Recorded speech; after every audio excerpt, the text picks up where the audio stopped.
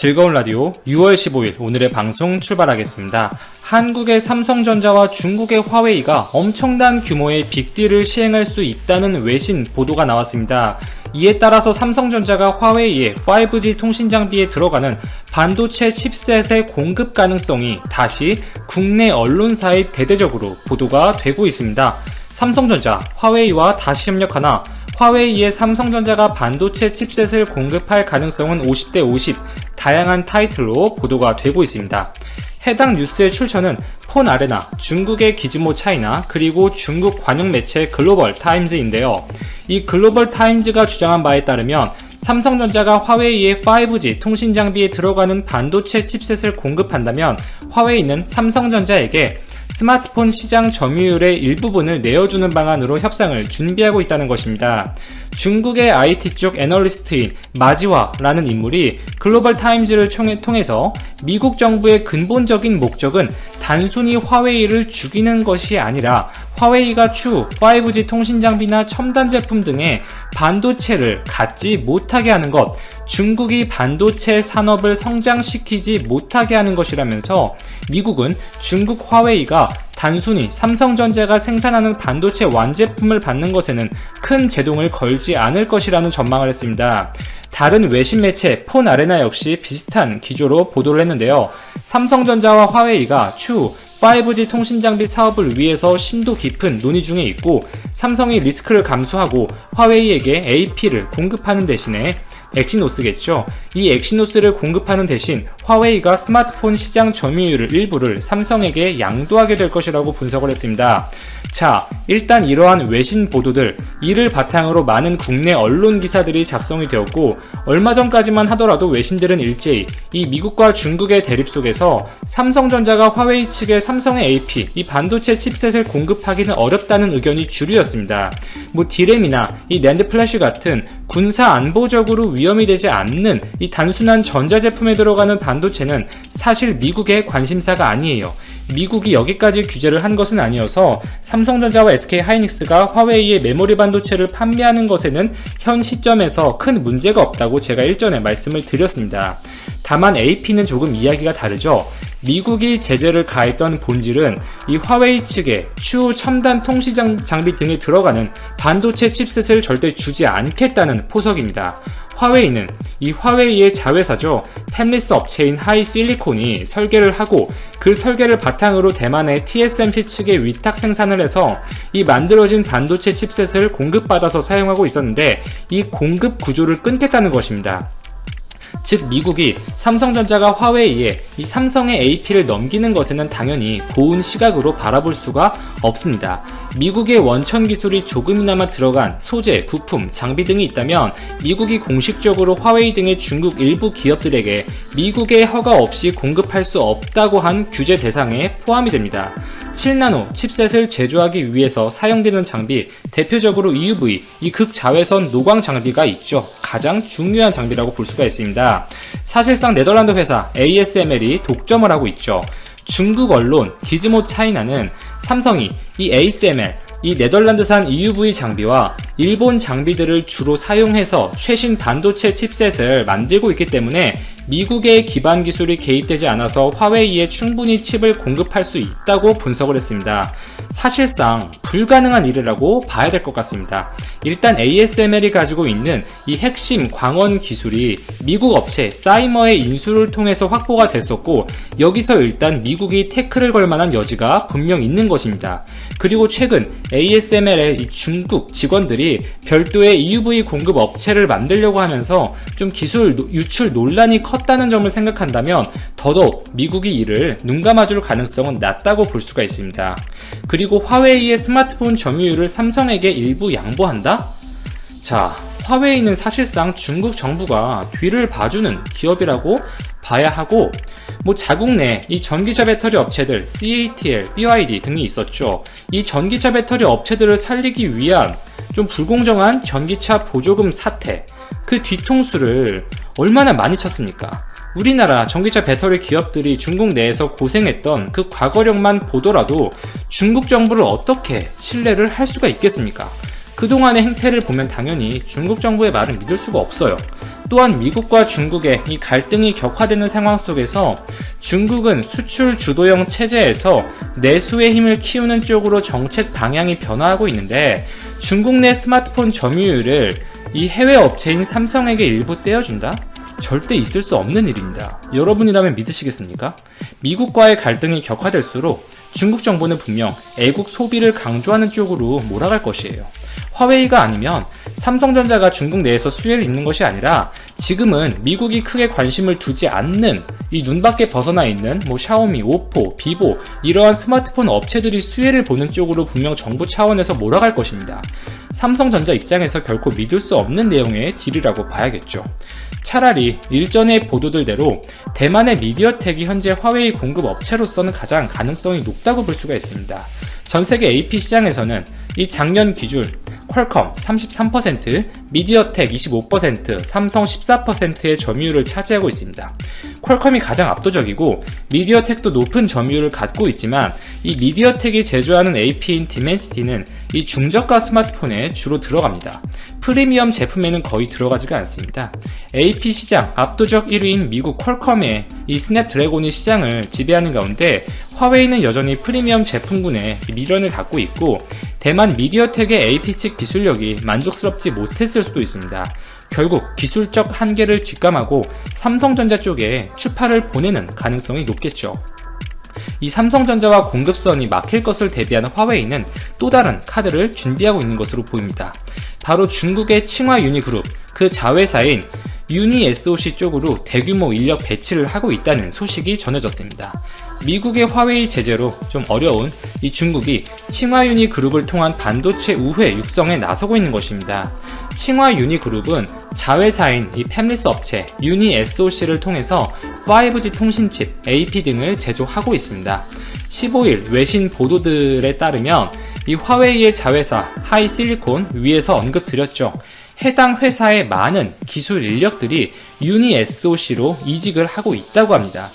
유니 SOC는 이 중국 내에서는 하이실리콘 바로 다음 순위의 팹리스 업체입니다. 2위를 기록하고 있어요. 미국의 규제로 화웨이와 그 자회사인 하이실리콘이 지금 막히니 중국이 또 다른 우회로를 구축하고 있는 것이죠. 중국이 화웨이의 기술력을 유니 SOC에 이식하는 방식으로 다시 한번 시스템 반도체의 미련을 버리지 못하고 굴기에 박차를 가했다는 의도로 해석이 됩니다. 또 하나의 증거로 볼 수 있는 것은 스티브 추 유니 SOC의 CEO가 이 하이실리콘의 최고 전략 책임자 출신이기도 하고, 이 유니 SOC의 주요 보직자들 중에 많은 수가 화웨이의 출신입니다. 이미 많은 인력들을 칭화 유니 쪽으로 넘기면서 화웨이를 대체할 기업들을 성장시키겠다는 의도로 볼 수가 있습니다. 또한 화웨이, 중국 정부와의 커넥션 문제가 지속적으로 제기가 되고 있고, 이렇게 화웨이가 단순한 민간 기업이 아니라는 것은 이미 많은 증거가 나온 상황이죠. 즉, 이러한 요소들이 미국이 화웨이를 공격하는 주요 근거가 되는 것이고, 지속적으로 화웨이 장비를 통한 백도어, 이 중국 정부로의 좀 군사적 기밀, 기술 유출 가능성을 제시하고 있는 것이 현재 미국의 입장이라고 볼 수가 있습니다. 즉, 근본적으로 화웨이는 한계가 있다고 중국 정부가 판단을 했을 수도 있어요. 그래서 제2의 화웨이, 이러한 대체 기업들을 지금 양산하려고 많은 노력을 하고 있는 것이 현재 중국의 상황입니다. 이 칭화 유니그룹은 칭화 홀딩스가 지분 100%를 소유하고 있는, 즉 민간 기업이라고 주장을 할 수 있다는 점에서 화웨이가 비판받는 부분에서 조금 더 자유롭다고 볼 수가 있겠죠. 미국의 공격에 대비해서 이렇게 여러가지 경로로 대체 우회로를 조성하고 있는 중국이고, 이미 화웨이를 대신해서 키울 기업들도 지금 염두에 두고 생각을 하는 것 같습니다.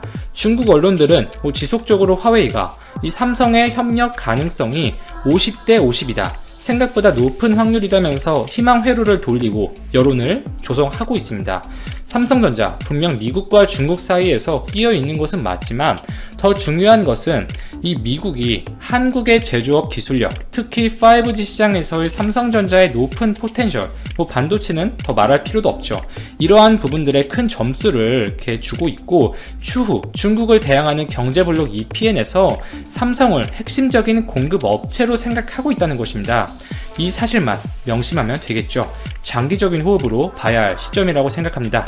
이상 즐거운 라디오 여기까지 정리하고 마치겠습니다. 오늘도 제 방송을 들어주셔서 진심으로 감사드리며 방송 내용이 도움이 되셨다면 좋아요, 구독 한 번씩만 부탁드립니다. 중국 베이징 당국이 갑작스러운 통보문으로 되려 의혹을 부채질하고 있다. 24일 오전 베이징시 하이텐구 공식 웨이보에는 유언비어 관련 안내문을 게재했다. 이 안내문에서는 최근 302병원의 감염자가 발생해 하이텐구 내 주택단지 100여 곳이 폐쇄됐다는 소문은 확인 결과 유언비어로 확인됐다. 네티즌은 듣거나 믿거나 전파하지 말아달라고 밝혔다. 하이텐구의 유언비어 관련 안내문은 이날 신화통신 등 관영 매체를 통해 비중 있게 다루어졌다. 인터넷 커뮤니티나 웨이보 등 SNS에도 관영 매체 기사를 전제한 글이 다수 게재됐다. 중국 온라인에서는 의아하다는 반응이 줄을 이뤘다. 해당 소문을 듣지도 보지도 못했다는 사람들이 대부분이었다. 한 SNS 이용자는 처음 들어보는 소문인데 당국에서 해명하는 게 오히려 수상하다는 글을 남겼다. 중국 고사를 빗대 관영 언론 뉴스는 반대로 읽어야 한다는 네티즌도 있었다. 그는 은을 잃어버릴까봐 두려워서 땅에 묻어두고 이곳에는 은 300냥이 없다는 편말을 세운 꼴이라며 더 의심 간다고 했다. 베이징 하이텐구에 있는 301병원은 중국 최고위층이 주로 이용하는 병원이다. 시진핑 중국 공산당 총서기도 아프면 301병원에서 진료를 받는다. 당국이 제발 저린 식으로 먼저 나서서 소문을 해명한 탓에 거꾸로 뭔 일 난 것 아니냐는 분석도 나온다. 지난 6월 11일 첫 확진자 발생 이후 중국 방송과 신문에서는 공산당 권력 핵심인 시진핑 총서기와 리커창 총리 등 정치국 최고위원 7인의 공개 숙상 활동 보도가 크게 줄었다. 이들이 화상회의에서만 모습을 보이는 것을 두고 이미 베이징을 떠나 있는 것 아니냐는 수군거림도 중국 일각에서 퍼지고 있다. 하이텐구 당국이 301병원에 관한 소문은 가짜라며 아직 퍼지지도 않은 소문에 대해 진화에 나선 모습은 지도부의 베이징 탈출 의혹을 차단하기 위한 것이라는 해석도 나온다. 고위층 전문 병원으로 알려진 302병원이 감염자에게 노출됐거나 감염자가 나왔을 경우 당 지도부 역시 의료시설을 찾아 다른 곳으로 이동했으리라는 추측에 힘이 실릴 수 있기 때문이다. 베이징 당국이 우한 폐렴 관련 정보를 외부에 유출하는 것을 엄금하는 내부 문건이 폭로됐다. 10일 베이징시 다신구 위생건강위원회는 신종 코로나 바이러스 폐렴 고위험군 건강관리에 관한 통지라는 제목의 문서를 각 기관에 하달했다. 베이징에 내려진 2급 방제 조치에 따라 구위생건강위원회는 고위험군 명단을 해당 지역 보건서비스 센터에 배포해야 하는 의무가 있다. 이와 관련 해당 통지서는 매일 고위험군 환자의 이동 상황을 보고한다며 관련 정보를 전할 때는 암호화해야 한다. 비밀을 잘 지켜야 한다고 지시했다. 13일 베이징 위건위가 전달한 긴급 발표에는 무단으로 전염병 정보를 발표해서는 안 된다는 내용이 노골적으로 명시됐다. 신종 코로나 바이러스 관련 정보의 업무 보고 강화에 관한이라는 해당 통지서에는 각 기관이 전시 태세를 유지해야 한다. 각 의료보건기구가 정보 전달 보고 업무를 더욱 강화해야 한다고 지시했다. 통지서는 무단으로 직급을 건너뛰고 전염병 관련 정보를 발표해서는 안 된다며 정보를 외부에 유출해서는 안 된다. 관련 정보를 인터넷이나 메신저로 전해서는 안 된다고 반복해서 언급했다. 앞서 지난 1월 우한의 의사리 원량이 우한 폐렴과 관련된 일부 사실을 위챗으로 전했다가 공안 당국으로부터 훈계를 받았다. 당시 중공 당국의 행보는 시민들의 공분을 샀다. TV 이코는 또 베이징 핑구구 방제 회의 기록이라는 문건을 여러 장 입수했다. 회의 기록에 따르면 베이징 당국은 전염병 대규모 확산에 대비하고 있다. 21일 핑구구의 회의록에는 각 기관에 계속 비밀 유지 교육을 할 것을 강조했다. 그러면서 최근 14일 동안 베이징대 국제병원을 찾은 환자와 의료 종사자들을 조사한다고 밝혔다. 베이징 당국의 통보에 따르면 해당 베이징대학 국제병원에는 응급진료과에 한 간호사가 확진됐는데 간호사는 하이텐구 확진 환자와 밀접 접촉자인 것으로 밝혀졌다. 현재 이 병원은 구역별로 통제되고 있으며 외부 환자 진료와 응급진료는 일시 중단됐다. 당국은 작업반의 병원 진입, 지정병원으로 확진자 이전, 폐쇄식 관리에 따른 구역별 통제, 전면 소독 등 4가지 조치를 발표했다. 베이징시 다신구 위생건강위원회가 19일 하달한 긴급 통지서에도 국제병원이 언급된다. 통지서에는 각 병원이 신속히 국제병원에서 진료를 받은 이력이 있는 환자, 특히 국제병원에서 전입한 환자가 있는지 조사할 것을 요구하며 이런 환자가 발견되면 즉시 통제하라고 했다. 20일 회의록에는 베이징시 전체 의료기관들이 지난 10일 베이징대 국제병원에서 옮겨온 입원 환자들에 대한 조사에 박차를 가하고 있다고 했다. 또 구병원, 한의원의 방창병원 건립을 동의하고 30일까지 모든 3급 병원에 핵산 검사 실험실 건설을 조속히 진행할 것을 요구했다. 임시 CT 검사실 건설을 서두르고 CT 검사기 한 대당 200만 위안을 넘지 말며 16줄 이상이어야 한다는 구체적인 언급도 있었다. 킹구구 방재사무소의 16일 회의록에 따르면 왕바우치 구질병 통제 예방센터 주임은 검체 채취용 인울 면봉 품절 문제도 언급했다. 왕 전 주임은 급히 필요한 인울 면봉을 현금 결제로 구매해 오늘 6,000개 도착했다고 했다. 19일에도 한 회의록에서 민중을 감시하는 방식 중 하나인 빅데이터에 대해서도 언급됐다.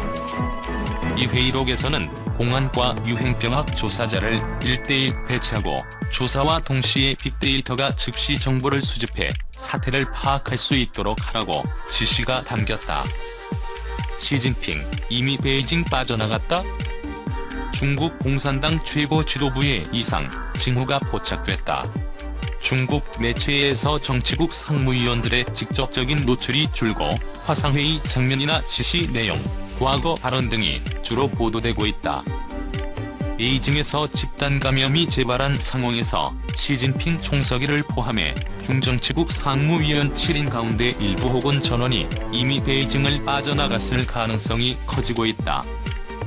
지난 11일 50여일 만에 당국이 신규 확진자 첫 발생을 공식 발표한 이후 감염자는 급속하게 불어났다. 도시 봉쇄라는 표현만 없었을 뿐 베이징에는 강력한 조치가 내려졌다. 우한 폐렴 발생 이후 중국 공산당은 당의 지리적 중심인 베이징 방역을 가장 앞자리 놓고 움직여왔다. 베이징 방역의 실패는 곧 정권의 실패로 받아들여질 수 있기 때문이다.